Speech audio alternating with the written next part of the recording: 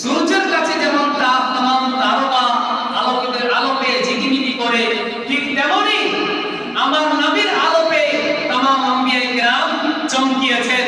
মুজাসসামাইনে কিরাম বেরাদারানি ইসলাম, এই যে সূর্য দেখছেন, আল্লাহ তাবারক ওয়া তাআলা তৈরি করা সৃষ্টি একটি সূর্য। এক জায়গা থেকে সেই সূর্য সারা পৃথিবীতে আলো দিচ্ছে। সেই সূর্য আলো দিতে কোথাও বখিলিগিরি করে না, কাঞ্জুসি করে না।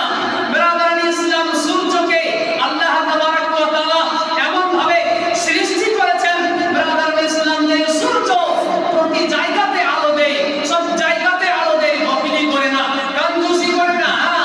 আপনি যদি সূর্যকে দেখে নিজে আড়াল হবেন, সেটা আপনার ব্যাপার।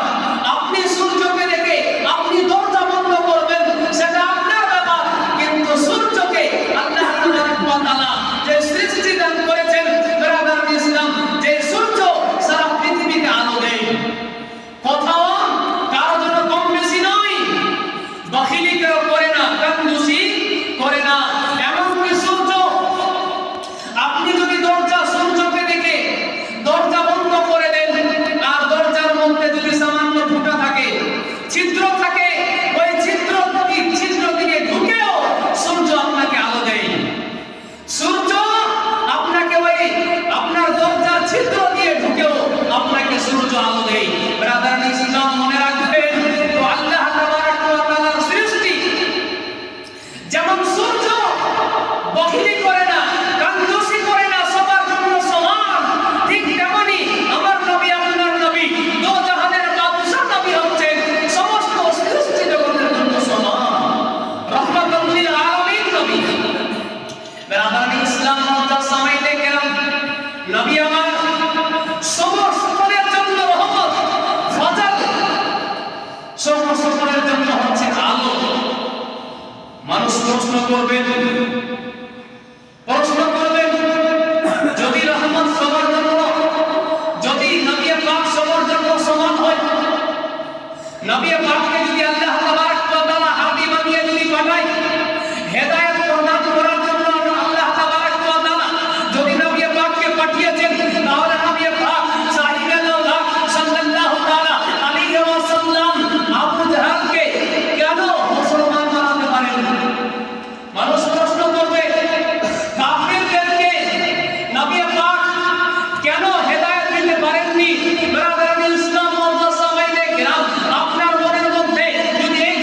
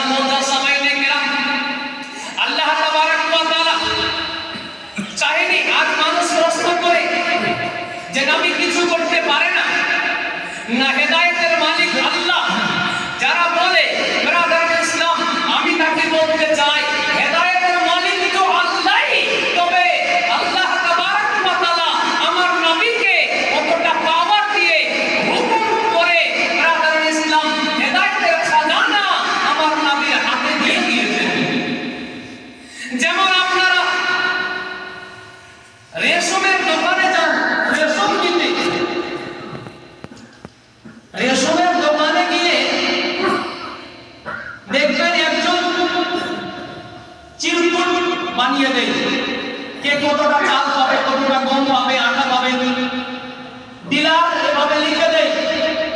আর এক জায়গাতে কিছু মানুষ থাকে কি করে, সেই ওজন করে করে রেশন বিতরণ করে। আচ্ছা, আপনি রেশন কিনতে গিয়ে আপনি কার কাছে প্রথমে যান? রেশন মালিকের কাছে, ডিলারের কাছে? না, আপনি প্রথমে গিয়ে যেখানে চাল ওজন করা হয়, যেখানে বিতরণ করা হচ্ছে, সেখানে গিয়ে আপনি যদি বলেন যে আমাকে এই যে আমি ব্যাগ নিয়ে এসেছি, বস্তা নিয়ে এসেছি, আমাকে আমার নামের আমি যে কি রেশন পাবো আমার বস্তাতে দিয়ে দাও, আমি নিয়ে বাড়ি চলে যাব। আপনি যদি এইভাবে গিয়ে যেখানে ওজন করছে সরাসরি গিয়ে যদি আপনি বলে দেন, তাহলে আপনাকে বেওকুফ করবে, আপনাকে পাগল করবে যে আপনি এখান থেকে যান, আগে ডিলারের কাছ থেকে চিরকুট নিয়ে আসেন, কাগজ নিয়ে আসেন, আপনার কাগজে যতটুকু আপনার রেশন আছে ততটাই আপনি পাবেন। ব্রাদার ইসলাম মুতাসামিনে কিরাম, ঠিক তেমনি আমার আল্লাহ রাব্বুল আলামিন যার নসিবে হেদায়েত রেখেছেন, ব্রাদার ইসলাম আমার নবী পাক সাহেবের আল্লাহ তাকে হেদায়েত প্রদান করেছেন।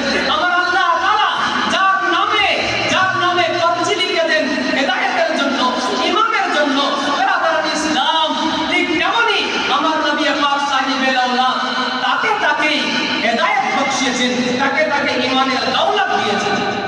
ব্রাদার ইসলাম মুতাসামিনে কিরাম, আজ আমরা অনেকে প্রশ্ন করি যে